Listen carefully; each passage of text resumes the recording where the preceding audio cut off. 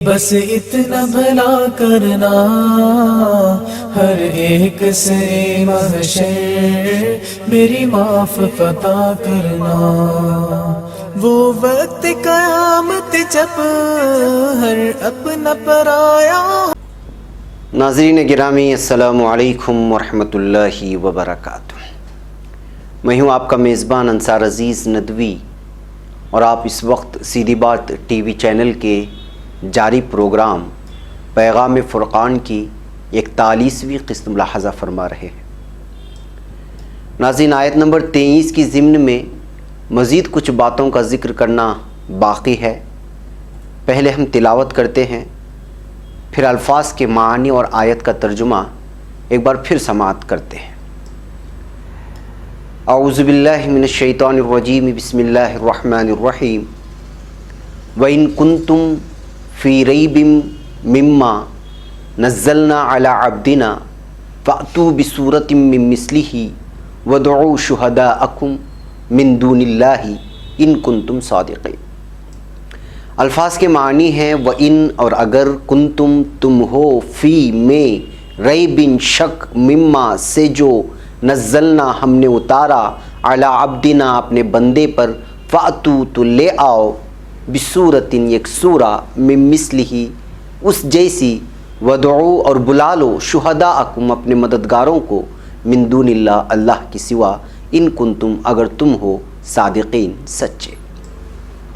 اور پورا ترجمہ ملا کر کے، اور اگر تم کو اس کتاب میں جو ہم نے اپنے بندے محمد عربی صلی اللہ علیہ وسلم پر نازل فرمائی ہے کچھ شک ہو، تو اسی طرح کی ایک اور صورت تم بھی بنا لاؤ، اور خدا کے سوا جو تمہارے مددگار ہوں ان کو بھی بلا لو اگر تم سچے ہو۔ ناظرین، اس آیت میں فَأْتُوا بِسُورَةٍ مِّن مِّثْلِهِ کا جو چیلنج پیش کیا گیا ہے، وہ چیلنج آج بھی برقرار ہے، اور گزشتہ قسط میں اس کی حمایت کرنے والی آیتوں کو بڑی تفصیل کے ساتھ آپ لوگوں کے سامنے پیش بھی کیا گیا تھا۔ اب پھر اس کی کچھ تفصیل آیتوں کی روشنی میں آپ لوگوں کے سامنے حاضر خدمت ہے۔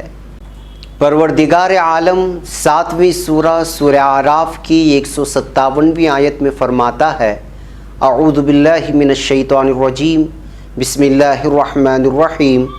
الذین یتبعون الرسول النبی الامی الذی یجدونہ مکتوبا عندہم فی التوراۃ والانجیل یأمرہم بالمعروف وینہاہم عن المنکر ویحل لہم الطیبات ویحرم علیہم الخبائث ویضع عنہم اسرہم والاغلال التی كانت علیہم فالذین آمنوا بہ وعزروہ ونصروہ واتبعوا النور الذی انزل معہ اولئک هم المفلحون۔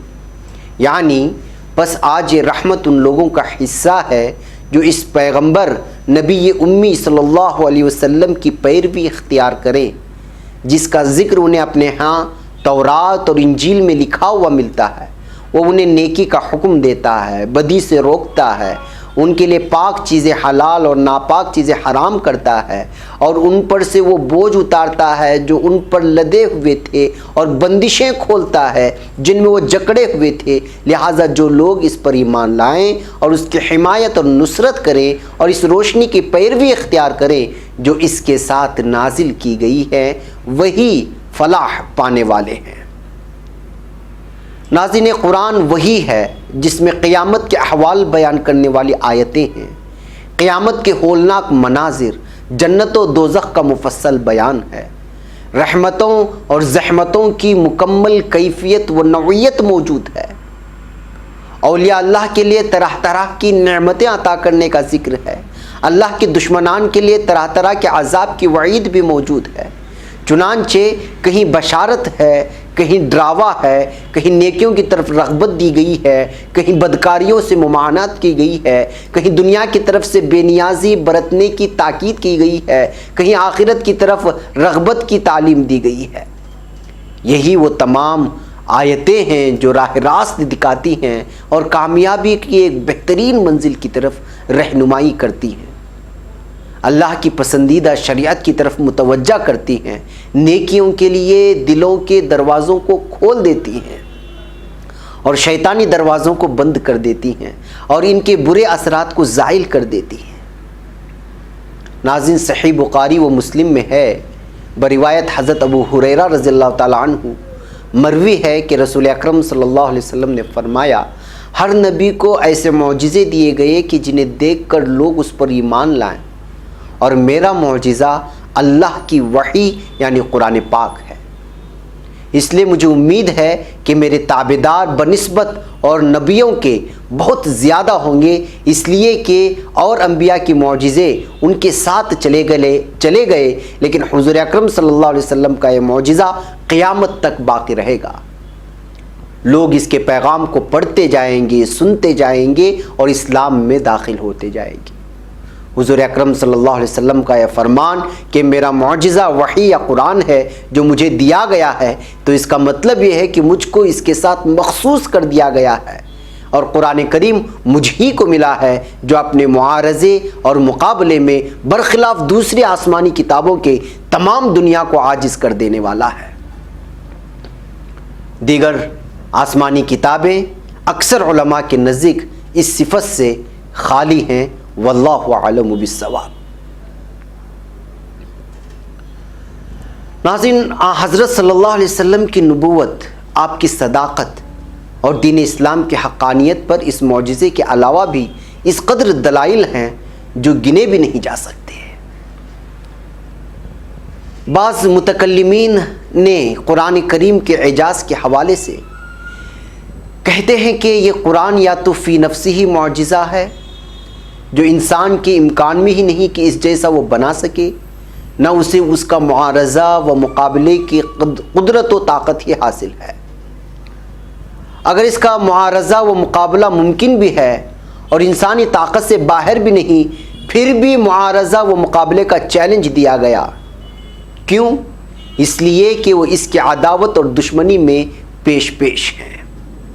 دین حق کو مٹانے، ہر دم اس کی مخالفت میں وسائل لگانے اور مخالفت کی اس راہ میں ہر چیز کو برباد کرنے کے لیے تیار تھے، لیکن قرآن کا معارضہ اور مقابلہ ان سے نہیں ہو سکا، نہ کبھی ہوگا آئندہ۔ ناظرین، اس بات کی دلیل ہے کہ قرآن اللہ کی جانب سے ہے۔ اگر کسی کے اندر اس کی قدرت و طاقت ہو بھی جو قطعاً غیر ممکن ہے، تو انہیں روک دیتا ہے اور قرآن کی مثل پیش کرنے سے عاجز ہو جاتے ہیں، یعنی اللہ ان کو روک دیتا ہے اور قرآن کی مثل پیش کرنے سے وہ عاجز ہو جاتے ہیں۔ وہ ہو ہی نہیں سکتا اور قیامت تک ہوگا بھی نہیں کہ کوئی قرآن کی ایک آیت جیسی کوئی آیت بنا کر کے پیش کر سکے، اور قیامت تک نہیں ہوگا۔ یہی چیز جو ہے اس پورے آیت کی تفسیر ہے، جس میں جو ہے اللہ رب العزت خود فرما رہا ہے۔ بہرکیف ناظرین، یہ کسی کے بس میں نہیں کہ وہ ان جیسی آیتوں میں سے صرف ایک آیت کی مثل لا کر دکھا دے۔ اب اس وقت ہمارا وقت ہو چلا ہے، ہمارے پروگرام میں پیغام فرقان سے آپ لوگ جڑے رہیں اور اپنے اہل و عیال اور دوست و احباب کو بھی اس کا چرچا کرتے رہیں، تاکہ اللہ کی کتاب القرآن والفرقان کا پیغام عام ہو اور لوگ وحی الہی سے اپنی زندگی کو منور کر سکیں۔ ناظرین، مجھے یہاں پر اجازت دیں۔ السلام علیکم ورحمۃ اللہ وبرکاتہ۔ رب ہے دعا تجھ سے بس اتنا بھلا کرنا، ہر ایک سے محشر میری معاف عطا کرنا۔ وہ وقت قیامت جب ہر اپنا پرایا ہو،